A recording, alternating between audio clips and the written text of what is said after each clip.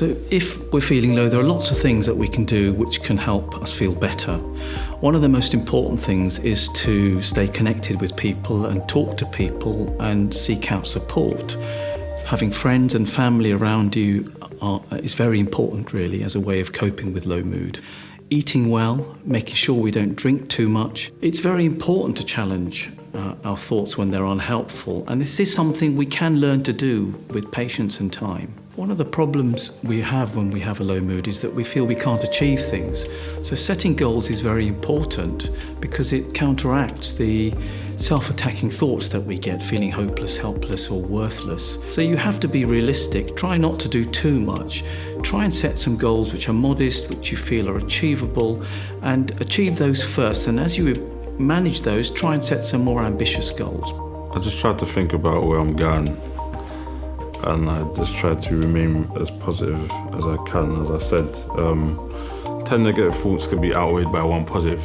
So I try to, if there's a problem, there's no point in me thinking about the problem. I might as well focus on the solution and approach it as best as I possibly can.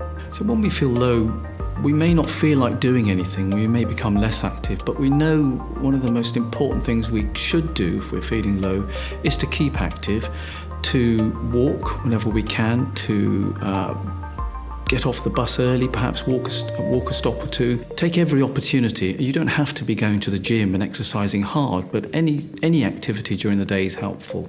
Even when stuff is going on, I try to keep as busy as I possibly can. There's gym, blowing off steam. There's football, blowing off more steam. I do Brazilian Jiu-Jitsu. It's a really amazing way to connect to your body, just to bring your thoughts back to your physical body, and it's always like restorative. Low mood can be improved if we manage our sleep well. And so it's very important to try and have a regular sleep pattern, to get up at a certain time and go to bed at a certain time, and to avoid stimulants in the evening. So I'm much better if I sleep earlier, so generally from sort of between 7 and 9 at night I'll go to sleep and then wake up between 2 and 4 in the morning. And on days when I do that, I am just so much more productive. I couldn't even really explain why, but I'm much more inclined to even just do normal things like housework.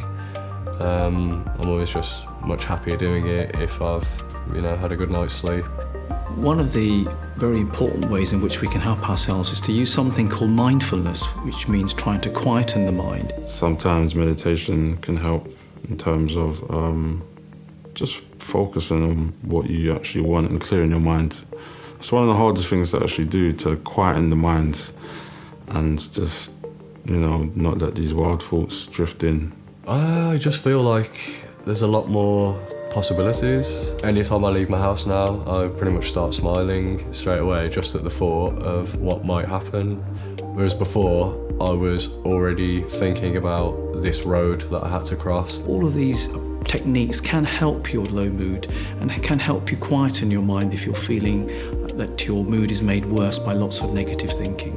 A good time to seek support is if we're feeling that these ways of trying to solve the problem aren't working and we actually feel that we're not able to function as well as we would normally do, or we don't feel in control, or we're feeling more anxious or more worried, or even other people are saying to us that they're concerned about us. It's time to seek help perhaps and seek support from others.